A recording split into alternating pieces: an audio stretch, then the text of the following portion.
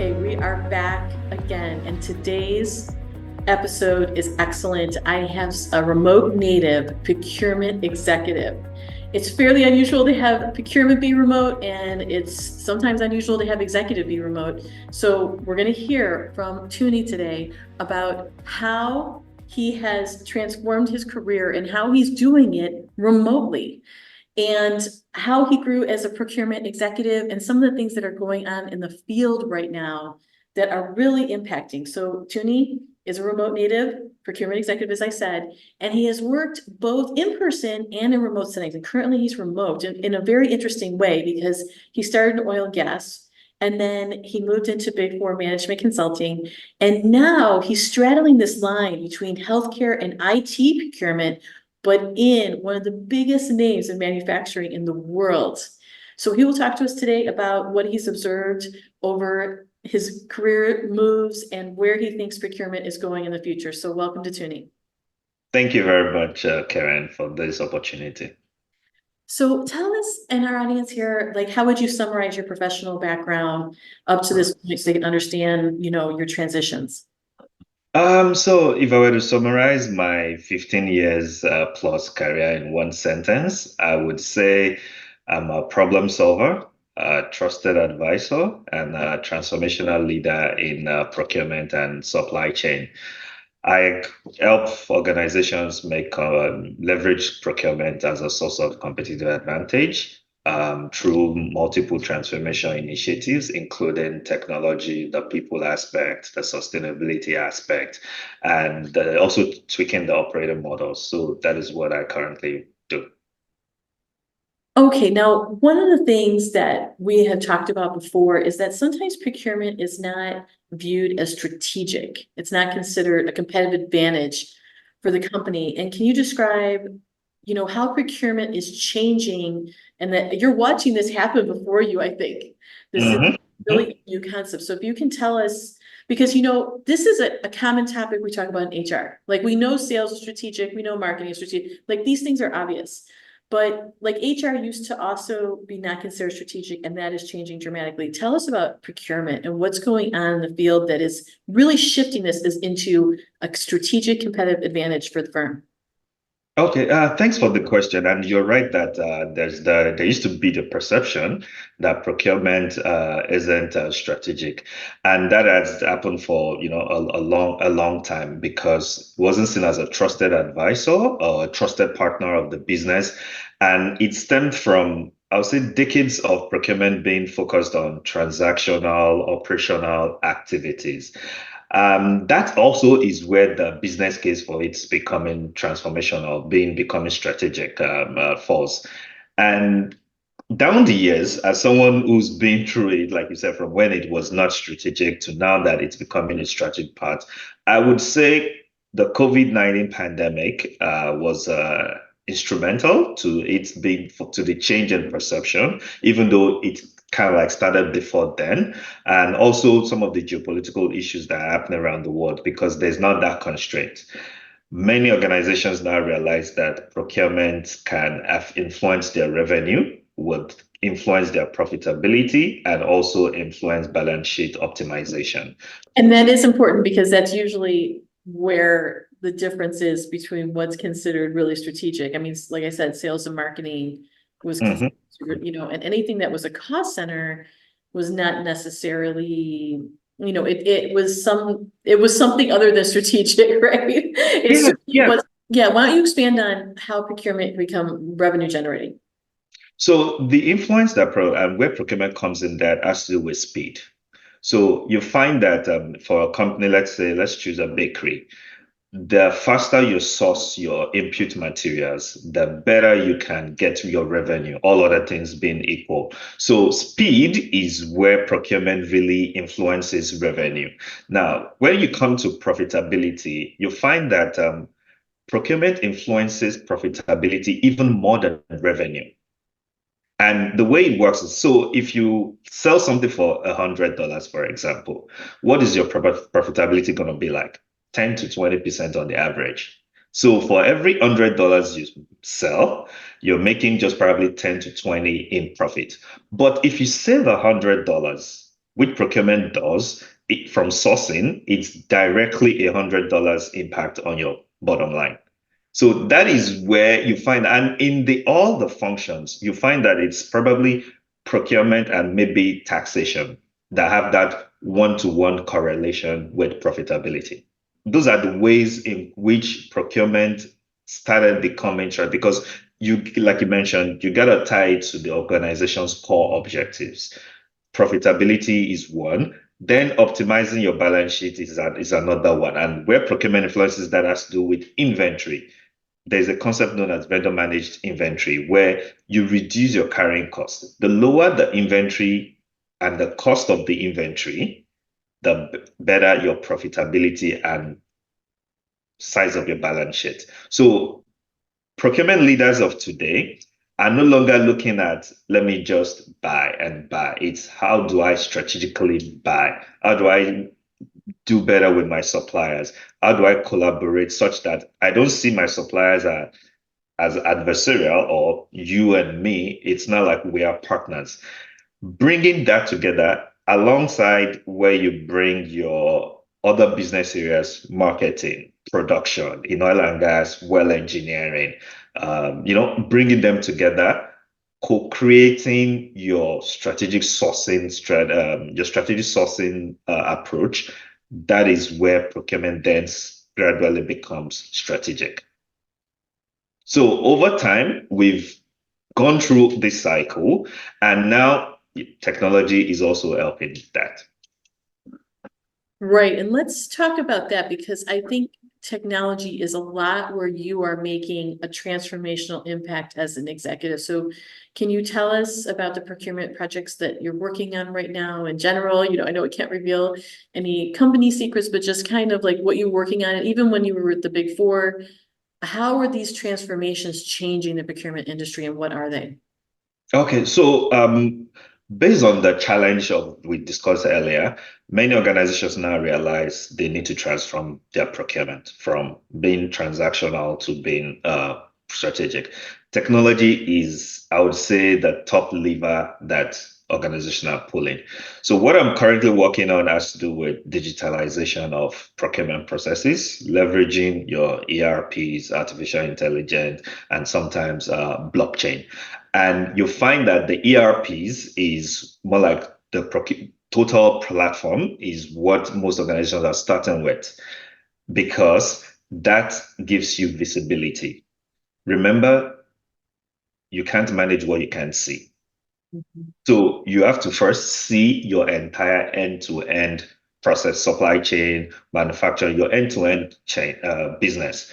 When you see that, then you can know the lever to pull. You can fix the basics. There's information flowing, and that aids better decision making. And at the end of the day, it reduces cost because you're moving from the manual approach. You can plan very well, and then on top of the ERP softwares, then you now bring artificial intelligence, which takes it to the next level. Okay, and well, this is a hot topic, every single, pretty much affecting everything. Everyone wants to know how AI, how it affects, what I do, what, procurement does, what HR does, everything. It's how it affects everything. So tell us how AI is starting to impact already, or maybe not already, maybe it's been going on for a while, the way procurement is done. Yeah, so artificial intelligence has been very, very helpful. So there are like five, six broad areas of the supply chain, but let's zero down on procurement, especially when we're talking about generative AI. You see that when you want to source, you need information. Remember, we talked about geopolitics happening. How do I get that information and know that this is the best place for me to source? Also, when it comes to negotiating agreements with your suppliers, you've got for big companies where you've got thousands of suppliers, that negotiation process can also be helped with artificial intelligence. One, from getting the right information, knowing how the market is knowing how that supplier perceives you, and then that is how you go to the market. So artificial intelligence can always help you with that. And then you come to planning. Planning is a very key hot topic for manufacturing organizations. I need to be able to know the routes my bread is going to go to. I need to be able to know what is going to hinder my production. So simulate those planning constraints. That is how you find that artificial intelligence brings the information together, helps you to simulate, and then you can go forward from there.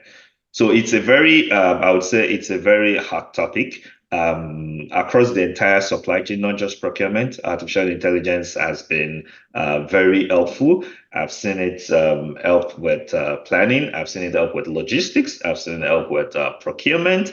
It's helped to negotiate. It's helped with evaluating supplier performance. It's helped with negotiation. And definitely there are more areas it definitely is going to help with.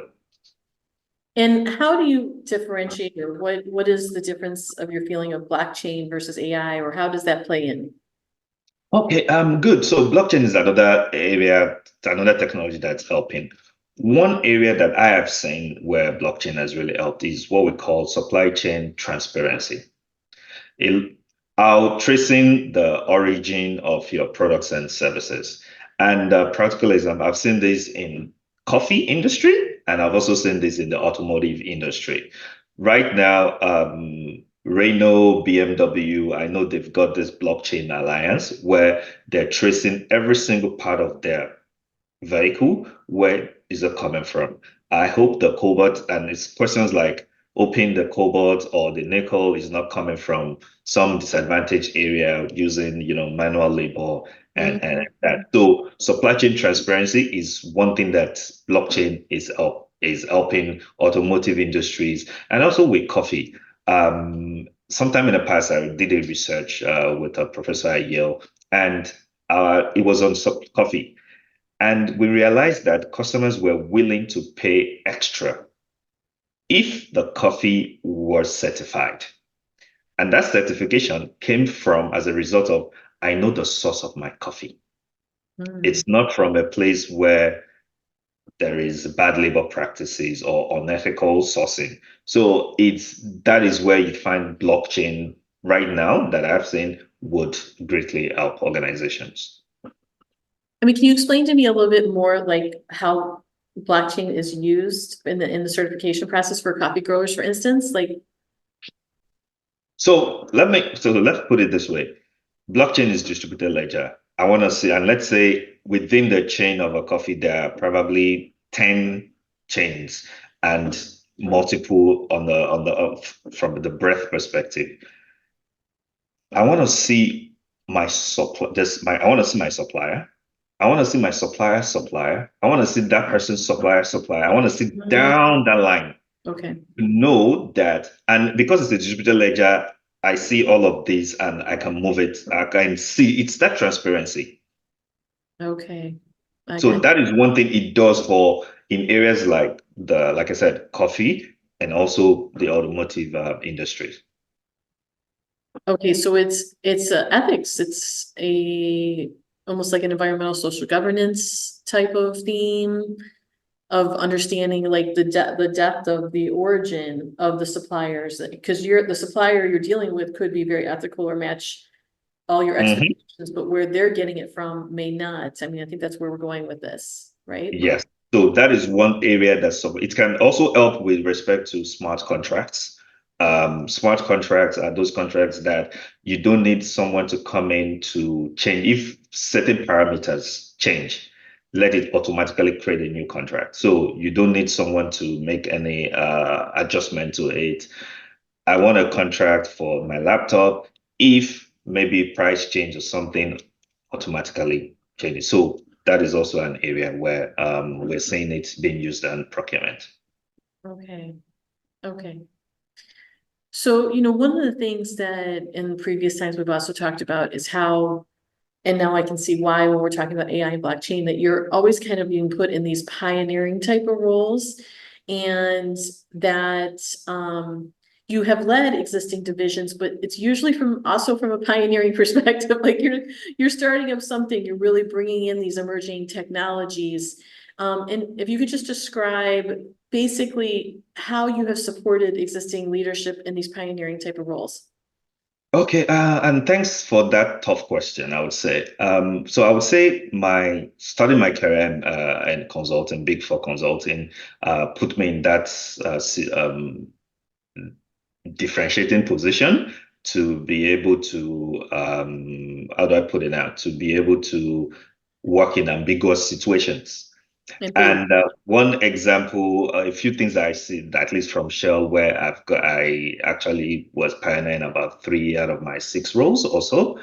You'll find out that most leaders, they know what they want, they know the result they want, but they may not understand, okay, this is the role that needs to get it done. So my role has always been, okay, come in, speak with all the stakeholders, engage all the stakeholders, look at, develop the framework. That role basically intersects between strategy and operations. Look at the framework, engage all your stakeholders, and then develop the roadmap. As you develop the roadmap, you keep iterating it. Then the leaders know, okay, this is how we're going to solve the problem. Remember, sometimes they don't really know, okay, this is what is going to be involved, but they know the outcome they want to see. And that is why over the years, it's been happening. And that's still something that I'm now getting used to. But it's an exciting part I would say it's an exciting part of, sorry, I've lost my thoughts. Managing ambiguity. Like that's what we were talking about is sort of this concept of, I mean, when you say the stakeholders, of course, you're got the executive team, but then you have the folks underneath, right, that are going to be managing whatever the execution is. So how do you sit between those two? Because you're getting the strategy and then you're coming up with something tactical, or how are you working with them to get those deliverables? For the executives, the first thing is the importance of quick wins. And to answer your question, the importance of quick wins. So for the executives, what serves as the quickest win is you having a roadmap to solving the problem. When you do that, then engaging them and everybody signs up on that. So that is cool. Then coming to the front line, you need to have quick wins. At Shell, we had this challenge in the past where plant availability dropped considerably, and we're not going to meet our OP, which is the business plan targets. And then it had to do with materials availability. Mhm. And the solution was to develop what we call a supermarket model, which is auto replenishment of critical materials. And that was going to influence the process. However, the quick win there was rather than start with the critical systems like maybe your fuel gas, your hydraulic system, we started with the consumables, gaskets, those little things, because you need to get the front line motivated. That motivation always helps. It's one of the biggest learnings of my career, the importance of quick wins in whatever transformation initiative or project you're taking, because that motivates those in the front line, ensures that the leaders also know that, okay, we're on the right track. And over time, the change management process happens seamlessly. Okay, so how quick is quick when we're talking about something like this? It depends. It depends on the problem, it depends on the industry, it depends on the company. But you usually find some people would say within 6 months, you need to have something. That's a quick, but it's more about those low-hanging fruits. Mhm. Like the two I mentioned, once you've got in an ambiguous situation, defining the problem is a quick win. Defining the problem and engaging all your stakeholders to agree that, okay, this is the problem. This is how it is a quick win. Then executing from a pilot stage Okay. or a smaller level, those are also quick wins. Another type of quick win sometimes could be the communication or the trainings that come with it. That we're on this journey. This is how we need to go. That communication is also could also be a quick win. These are all part of change management, and procurement is not left out of that challenge. Right. So I mean, with change management, we're talking about the people side of things. And Yeah. do you feel like procurement has been traditionally had a seat at the table on the people side of change? Over the years, yes. the perception issue we talked about was not just from senior leadership, it was across the organization. And that is also why procurement as an organization, there are certain ideas. For example, if it's with the senior leaders, you establish your sourcing councils. That helps with change management. If it's you've come to the layer below, procurement needs to be part of the planning cycle. Some organizations call it S&OP, some call it business planning, some call it, financial planning, but procurement needs to be part of that. And then on the front line, there's something that many organizations also use where procurement co-locates with the business functions, not just physical co-location. Sometimes it's also getting people from, the technical functions to more like come for a short-term assignment in procurement. That also helps because now they see what it is like, they become ambassadors, and therefore they take the ban. It also helps with navigating challenges that may happen for friction between procurement and the business functions. So using a rotation program to reduce the silos that are Yeah. occurring in the organization, that's a great idea. What about, are there procurement centers of excellence? Is this a concept? Because we see this in other areas. Yeah, that's also another fantastic area. At Shell, we had something like that, and most organizations, even in my consulting area, having that procurement center of excellence, because those are the ones that serve as the think tank for senior management. They help to liaise with other aspects of the business, liaise with also the front line, and some of these initiatives that I mentioned, they're usually run by the centers of excellence. So having a center of excellence is very key. For example, the sourcing councils or the procurement councils I talked about, it's the center of excellence that runs it. Okay. So setting the agenda, what are those things to be discussed? And so getting on that transformation journey, having a center of excellence is usually a huge lever to pull. One of the things that I really want to mark that you said, because I hadn't really thought about this, was just that a quick win is problem definition. I mean, some of these organizations, certainly the organizations you've all worked with is huge. I mean, so finding the problem is not necessarily as easy as someone might think if they're working in something in a smaller organization or not in the upper levels. We're trying to get down and get to those levels as an organizational level. So problem definition as a quick win is not what I expected to hear, but I like it. And then there's the concept of building the tactical roadmap and getting the stakeholder buy-in, and just getting the stakeholders at the table sounds like a quick win, right? So that's really excellent. I mean, that's not where I thought that was going to go. So thank you for that. So what are you doing now? Can I get back more into your career and speaking to other listeners that are thinking about procurement as a career, wanting to grow into a leadership position?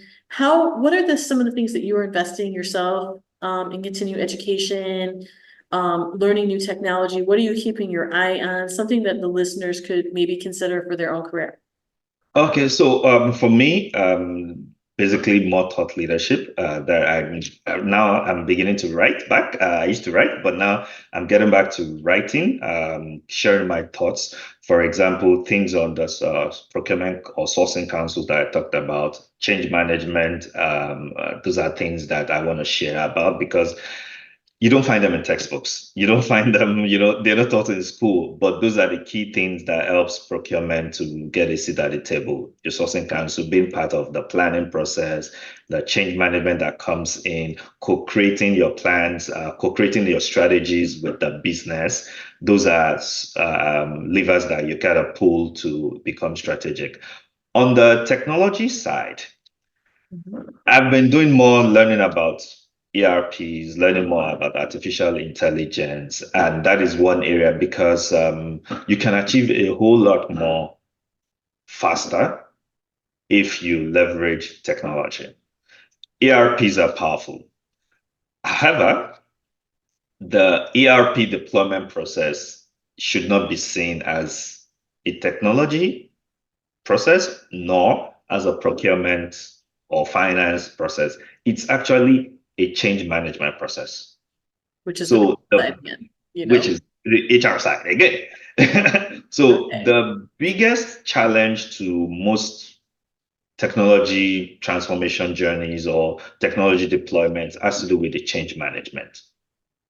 It's not that the technologies have any fundamental issue, but you got to start from, okay, what are our pain points? What are our objectives? Do we want to, is it technology for technology's sake, or I actually want to transform my business? And one other area I probably we missed out was the need to get the basics right. Mhm. Before you layer technology, get your basics right. And the basics in this case is your core processes. How do you buy? Delegation of authority, your spend analytics, your sourcing, your supplier relationships. Get those basics, your warehousing. Once you get your basic processes right, then technology can be put on top of them to speed in those areas. So it's not technology, just adopting technology for technology's sake, but get your basics right, get your core processes right, and then technology will automate those for you. Have you seen or worked with HR from the level of, okay, once you work on the higher level and you understand where you want the business to go and you start understanding what those KPIs are, have you worked with HR on linking a person's performance incentive or what they're being, what their performance is being evaluated on to those KPIs so that there's more buy-in on the technology, the new processes and methods? Yes and no. But what I've seen and what we do was that, so from a procurement perspective, you've got those you call your vendor managers or your relationship managers.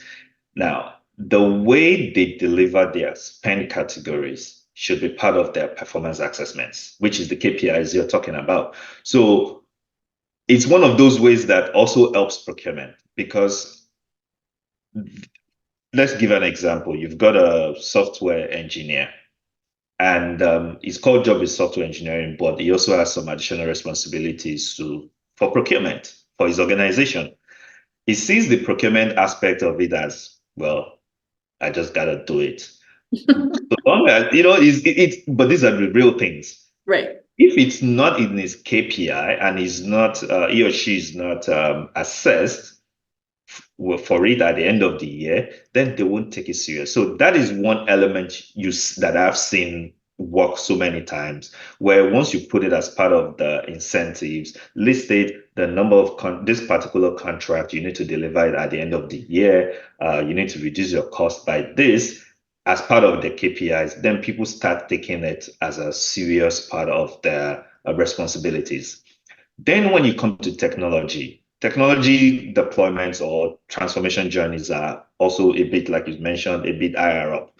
So putting it in the KPIs for the entire organization, we need to transform and save costs of so and so value. Mm, Because by implementing technology, certain manual tasks will be reduced, and therefore the number of hours you're going to spend on that particular task would probably drop. For example, RFQs. There are certain organizations that, one, they don't even conduct RFQs.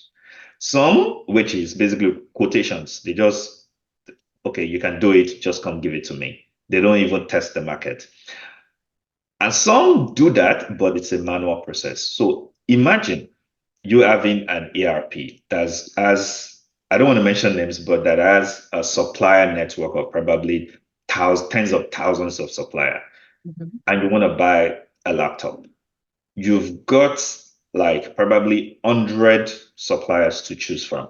So you're going to get one, the best. You are seeing the visibility, you see the specifications that they can give you. So those are some of the things where technology would help. From something that you're doing, probably you're not doing the right process, which is why I said get your basics right, which is have a RFQ process rather than just buy anyhow. And then on top of that, layer technology. So let's drop back here for a second and talk about the RFQ process, because you're saying that a lot of organizations don't do it. This is essentially, like, let's say you have the 100 suppliers, you put out a bid, if I make sure I'm using Yeah, the. you request for quotes. RFQ is your request for quotes. Okay, so you're asking for quotes from all 100, or are you shortlisting, or? Yeah, so it depends. It depends on what you're buying. In some cases, you request for three. The guiding principle is just do a minimum of three. You request for quotes because you're benchmarking. It also helps you know what the market looks like. Not to also forget, there are different types of spend. In some areas, you can do that. In some other areas that is specialized, you may not be able to do that because probably there's only one person that provides that in your entire market.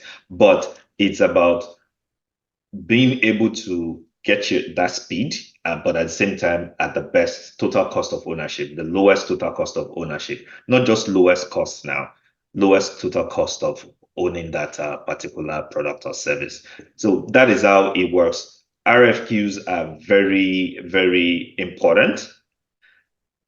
It's unfortunate that sometimes you see organizations that don't do that, but that is a very simple lever. But when you now come to the larger organizations that can deploy these ERPs, those ERPs, which are softwares, they've got definitely the supplier network, and you can pick from anywhere in the world who you want to take a quote from, and then they'll supply you your requirement.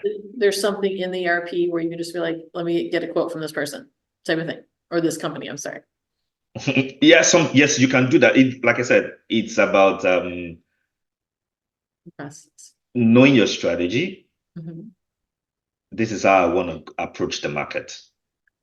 So you also mentioned something where there's a difference between lowering the total costs and lowering the total cost of ownership. Did I Yeah. get?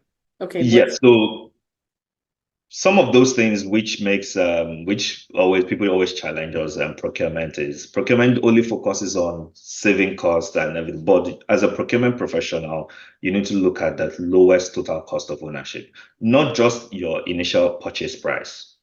Okay. Let's, for example, I want to buy a car. I might see one that probably is, I don't want to mention brands, but probably is cheaper than the other, but it consumes a lot of fuel. So by Like the car 4 year checkups, gap, switch to exactly, repair. my maintenance cost is very high. So at the end of the day, you need to look at my initial purchase cost, my maintenance cost, in some cases, the cost of disposing it when I'm done with it. And then when you look at that's what comes to your lowest total cost of ownership. Thank you for finally explaining that phrase to me. Of course, it totally makes sense once you say it, but I, was like, okay, what's the difference? Of course, this makes absolute sense, is that that total cost over time of that asset and disposing of it potentially Yeah. completely offsets whatever that initial cost was, or the length of use, of Hmm. usable life of that. So thank you so much on that. I don't know, I couldn't put it together. But okay, so all right, so let me ask you about just like what we really spent, and this is another surprise from this conversation, so much time talking about, change management and the HR side. And I really want to talk about this from a remote perspective, because like I said at the top of this, being remote procurement and being a remote executive leader, both of these two, and then when you add them together, especially for a manufacturing organization, so all of it is kind of, it's a beautiful, I don't want to say surprise, but this is a lot of executives want, what's interesting, I find when I work with my executives is that they're kind of like, I've kind of earned this at this point. Like, essentially, why the heck should I have to move across the country when I know how to do this? And I don't have to be somewhere, like my performance speaks for itself. So Hmm.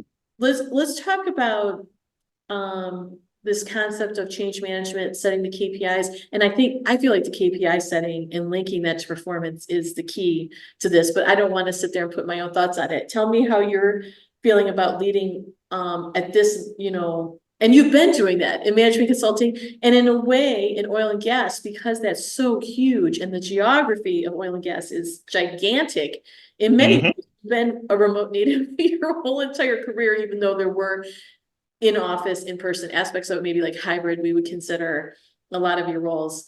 Tell me how you're feeling about developing a team and that is so geographically distributed. Okay. Without going into specifics, but a few things are very, I would say, prerequisites: trust and empathy. Those are very key things. When you've got a remote team, you need to show that you're trusted because the trust requirement is a bit higher when you're remote compared to in person. Then empathy because you're looking over the screen. I don't know if this happens to you, but after some times of, looking over the screen multiple times, it's almost like it's a bot that's at the other side. So you gotta be proactively empathetic. So that is key. Then you now come to communication, communication, communication.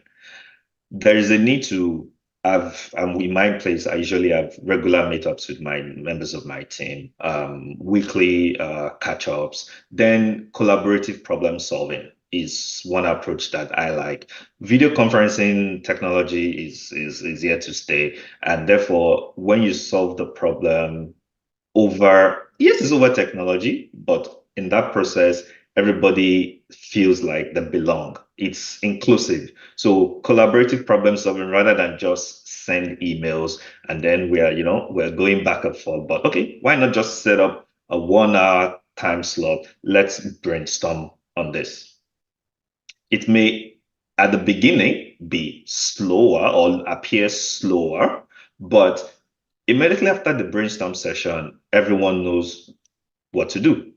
So, coming to empathy, communication, sometimes the in-person meetups also do because at the end of the day, we're social beings. That works. Collaborative problem solving, those are approaches that I have found useful in getting the best in a remote way, from remote working.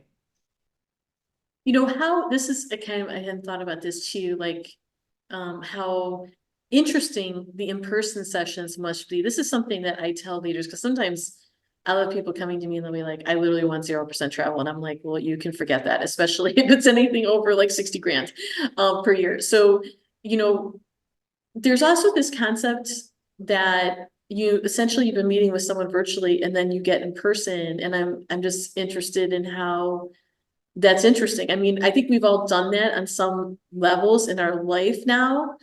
Mhm. But from a business perspective and especially from a leadership perspective, how that feels. It's funny, but at the same time, it's I've learned it myself. So one approach I take is okay. So if, for example, you're getting onto a new role, sometimes it's always good to have that in person, even if you're ultimately remote, have it in the early days. You get to, familiarize yourself with the company, familiarize yourself with the individuals, and that. If not, the way is basic, like I said, it's about empathy. Mhm. By the time you connect with somebody over video conference regularly and beyond work, just a little bit chit chat here and there. By the time you meet them in person, yes, there might be a few things that, oh, this person looks different than what I thought. you That's know, what I'm you know, saying. Like I've, met people that I've interacted with virtually. I haven't thought about this from a business perspective as much. I mean, it happens, but I gotta think as an executive leader, all of a sudden you're like in front of this person, like, whoa, like people do look different in person. The energy is different. The feel is different. It's gotta be kind of an initial shock that everybody has to get over, I feel like. yes, it's there. I wouldn't say there is a way out of it. I don't know. Maybe there is, but I don't know yet. But for me, it's manage your expectations. Be empathetic. The way you are gonna have that shock is also the way probably they would also have the same. They would have the same reaction. So the empathy, and also sometimes I think I've been in a situation where somebody threw it in as a joke before we met in person. That okay, this are you this? Okay, oh, this person is tall. The other bit that Right. I have done is so I was gonna meet someone, senior executive, and so I just asked someone that okay, who's met that person before, and it was like, oh, this person is very tall. I was like, okay, okay, okay. Just be prepared, right? So just be prepared. Yeah, exactly. So sometimes a little, questions there and there could always help. But you gotta have the relationships to ask them. Yeah. But I think it mattered. I think we all, a lot of people have done online dating or even, what's weird? Like I'll have a lot of social media connections and I'll go to a speaking event and they'll know personal things about me, that Mm. I just don't, because I posted it. It's not personal on the level of, oh my gosh, I can't believe they know this, but just I don't expect this random person I've never met before that is following me on social media, like for instance, oh, I see you were just in Costa Rica. Why do you know that? Are you cyber stalking me? And then realizing that, a lot of people use, even leaders, use social media as a way to keep some level of personal connection. Obviously, we make sure, we're presenting things in a professional way, but still they're personal and it's weird. It's weird. Or even like I'll go to a class reunion and be like, oh, I saw the car you bought. Like, what? So it's a little bit shocking where if you're in person, everyone Hmm. knows that you got that car. Everyone knows you just went to Costa Rica. So it's, I find that I hadn't really thought about that, especially from a leadership perspective and really allowing that surprise to occur. And perhaps technology is going to also help us with that. So remember many years ago, we couldn't see one another. It was just basically a phone call. You could hear the voice, but you couldn't see. Now we could see, you could hear the voice. Perhaps in the future, technology will get us. Maybe we could have a handshake over them, you know. And then I'll feel that, okay, this is Karen's grip. This is Tunji's grip. So as technology continues to evolve, I think we'll break down some of those challenges. That will be interesting indeed. Yes.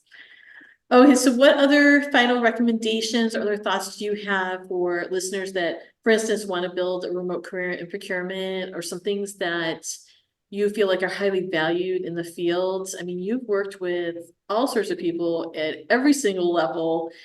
What can you offer our listeners if they're thinking about building a procurement career? Okay, with procurement, so I'll take the procurement bit and then the human element bit, let's put it. So with procurement, competence. I think competence, professionalism is very key.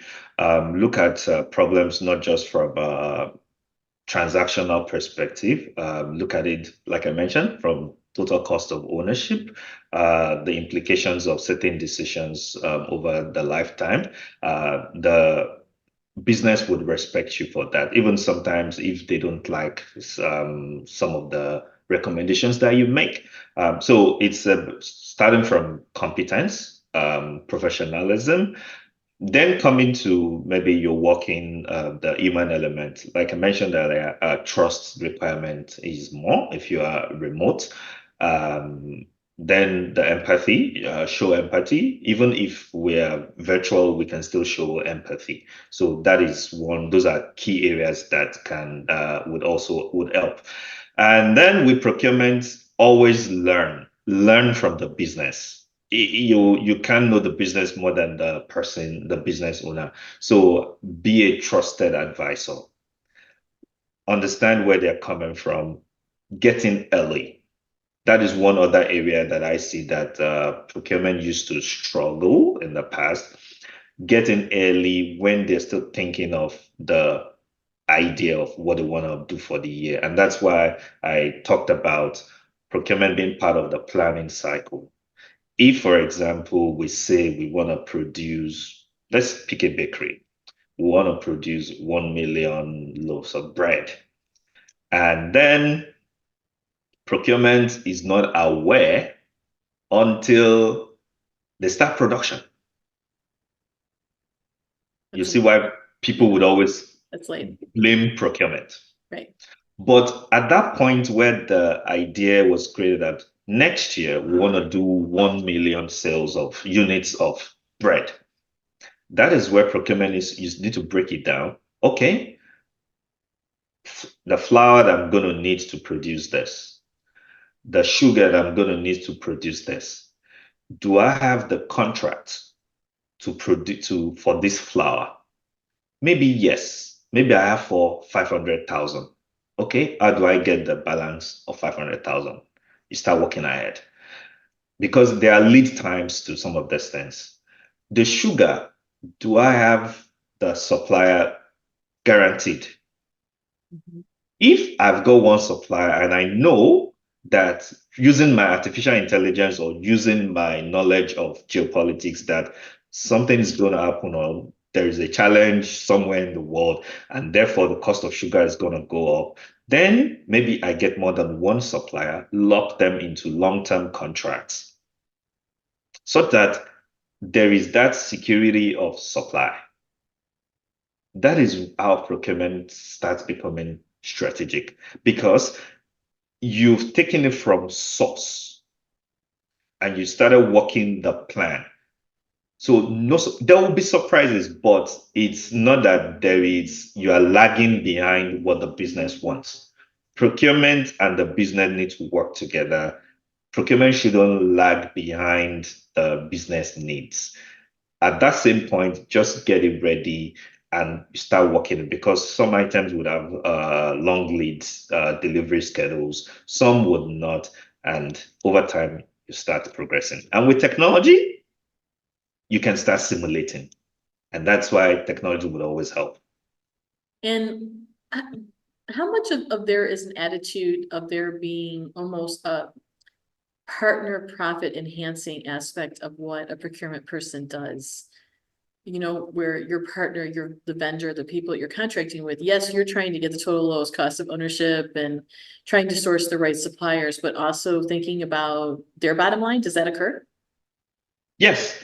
And that's why it's always good to, know your portfolio. You can't treat all suppliers the same way. Going back to our bakery example, flour and sugar we know would be very strategic to any bakery. So treat them as partners. Mhm. That is not the time where you look for the lowest purchase price. That is the time where you meet with your suppliers and you co-create solutions. Okay. The suppliers are usually they know their market more than you. Let's be honest. Okay. They do. Okay. They know their market, but so it's when you listen to them, then they could tell you this are the what is happening, the innovation that is happening. It's give and take. It could be in case of you give them better payment terms, Mhm. but don't forget what you in quote lose from giving them better payment terms. You're going to get it in guaranteed supply, even when there's a challenge. You're going to get it in speed that now makes you produce more. You get more revenue. And over time, you find suppliers that would even give you better deals because you've given them a long-term contract. And, you know, how much would you say for the life of a procurement person is on the phone interfacing with human versus being analytical? I would say you need both. Mhm. In percentage wise, I'm tempted to say 50-50 because before you go meet anybody, you need to know your numbers. You need to know not just even the numbers, know your market, the analytics. You need to have it. This is why, so that when you get there, it's like I'm going for a negotiation. I need to know this is where I'm coming from. This is what my understanding of the market looks like. And this is where I'm going. Then when you get to the supplier, like I mentioned earlier, it's always good to segment your portfolio. There's a particular model I love so much. Four quadrants. Which ones are strategic? which ones are specialized or bottleneck, which ones are leverage, which ones are routine items within everything I buy. For the strategic and bottleneck, I know I gotta be in hand with my suppliers because they are very key. What they provide me, if I don't get it, probably my organization would have issues in 72 hours, 24 to 72 hours. But there are some other things that are commodities where you could go for the bargain and where you also need to probably even reduce the number of suppliers. I always use an example for big organizations, laptops. Mhm. Why should an organization have, within an organization of maybe let's say 5,000 employees, why should you have Dell, HP, Apple, Lenovo, Microsoft laptops? Okay. Each of this could give you, regardless of your specification, you could narrow down to one or two. And therefore, all 5,000 units you need goes to that one or two. You get better discounts because a laptop, there are certain basic things that you know a laptop will give you, unless you are into design specific types of, Heavy. analytics and stuff. So that's why I said two. Right. So when you do that, knowing your portfolio helps. So the way I'm going to treat laptops or the way I'm going to treat janitorial services will be different from as a bakery, will be different from the way I'm going to treat flour or sugar. Right. Okay. Because without flour and sugar, there's no bakery. Right. Right. So doing that, then that also influences how you plan. It influences how you source. It influences, okay, this is my payment terms. It influences the logistics, how you get what you put. It's because there's scarce resources. So it's almost like taking an analytical or a strategic approach to buying. I like what you're talking about with the quadrants. There's probably more we could go on with that. I don't know if you want to expand upon it. I'm not sure what to ask. It just, reminded me of the, metric quadrant type of thing that McKinsey does. And I'm sure it's not related, but that's just yeah. No, it's always good to be analytical, but at the end of the day, like you mentioned, it's about the humans. The suppliers are humans. Having suppliers, now when it becomes a global company, then it's a different kettle of fish, because the way you would relate with a supplier in America is different from how you relate with a supplier in China or Japan. Yes. So that's why I still say it's 50-50 between the analytics and the human element because they work hand in hand. Yeah, I love the procurement fields for people who do like to be client facing, but there does need, when I say client facing, it's not client facing, it's vendor facing, but sometimes when I talk to procurement people, there's a little bit of a sales feel of that personality, just because they're so used to being on the phone and talking to people and negotiating things, but there is that analytical side that has to be in there. Yes, that's analytics. Like a former boss of mine said, that analytics is the difference between negotiation and you just asking. Yeah, yeah. That's excellent. Yeah. Okay, is there anything, like, are there any certifications or anything our listeners should be thinking about in growing their career? Well, as someone who's got certifications, I wouldn't say you shouldn't get certifications. So that would be but definitely there are quite a number of certifications in procurement and supply chain, depending on which area. There are those that focus on planning. There are those that on core procurement. There's, I think, CPSM, there's CIPS, but there's also, let's not forget the role of on-the-job experience. That is, 70-20-10. That's HR speak. So Exactly. yeah, so 70-20-10 is very important. Getting that on the job experience is key. Then when you back it up with certifications, back it up with conferences, Podcasts are very good. You learn a lot. Online courses are also very good. And then mentoring, coaching and mentoring. That is one Kind of bit mentor. that I would say has helped me in my career. Okay. I've What were you got looking for in your mentor? in a procurement mentor. I would say someone who's done it before. You want someone with war stories, who's done it all before.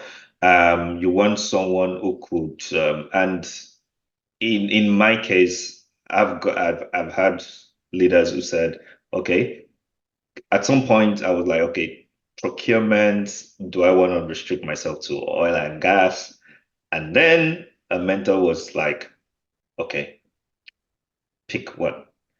As a functional person, you can go pan industry, or do you want to put yourself in this? So for mentors, most likely they've seen the problems you're facing currently. So they've seen it before. They probably have like one leg up. So that is where I think mentors are very instrumental. Also, having coaches is very good. Now, I'm not talking of career coach. Like I'm talking about sometimes you need the functional discipline within your discipline. Are One these of the within the organization or outside or both? both, Mhm. both. So one key area, for example, where I benefited from coach, I used to have a boss then at Shell where it would like if somebody brings a submission, like a purchase submission to you or a proposal, how do you look at it within 30 minutes? And you don't have time to read it, maybe 200 pages. How do you read it and get it right? And then he gave me the concept of value, the opportunity, and then the risk. Why are we buying? What's the value that this thing is going to give? The opportunity, why are we doing it now? Or what are the alternatives? Why is this way of buying it better than the alternative? And would And you then, go to your mentor with that or your coach with that? so I got that coaching and it stayed with me since then. This is over 10 years now because it's a way of when you look at a proposal, how do you review a proposal Okay. fast? So it's basically look for what is there value? What is the proposal saying regards value, the opportunity, then the risk. Okay. Once you look at that, definitely there will be other things. And then you also realize that with risk is where you look at now, okay, is this a sustainable way of sourcing? Ethical sourcing is coming in, sustainability is coming in, environmental carbon emissions are coming in. Those are some of those things you consider under risk. For example, safety is also another thing you consider under that. Then you also now look at the bits around anti-corruption and those other bits that come under risk. But looking at it from that dimension always helps you when you want to review a proposal. Another bit which I learned from some of my coaches is the difference between speed, costs, and risk. Again, that is the what I call the trilemma that sometimes procurement individuals face. The business wants speed. As a procurement person, you're thinking of costs, maybe risk. So balancing all three, it depends on the situation. Then you go for, but definitely you just got to strike a balance. Now, are these coaches that you're paying or are these sort of like just a higher level mentor relationship? Those are higher level relationships, but definitely I know there'll be those that are into it for this. But in my particular case, I had people who were willing to dedicate time. Then it was someone who said, "Okay, block my calendar." We did, I think, 30 minutes every other week. Nice. So it was like, okay, what do you think about this? What do you think? And that I would say that has been instrumental in building me. Sounds like something to include into your change management center of excellence, procurement, another aspect of the KPI is to get that mentoring, coaching relationship in there with someone who has the war stories, I feel like. Yes, it's always good. You've got an advantage when you've got a coach or a mentor. For sure. So, Tuni, anything else you want to add for our listeners, our remote native listeners on their remote career and growing procurement career? So for me, it's procurement is I've had a fantastic time being a procurement professional. Yes, going through from not being perceived to now being seen as, okay, this is a key part of the organization. Technology is a key area to learn. So as much as a procurement professional, you're learning about the core discipline. There are levers that also help the discipline to do better, which technology is one of them. And then going back to the bit you mentioned, KPIs are very key. It's always at the end of the day, you gotta deliver the goal that was beyond even the goal that was set for you. So that is important. And then from a remote perspective, the trust requirement is something that we should all be aware of and take into cognizance. Then your professionalism, and not to forget empathy and communication. So those would be my key success factors. Let's put it that way. Perfect. Tuni, thanks for joining us and telling us about your journey here. Yeah, thank you very much, Karen, for the opportunity.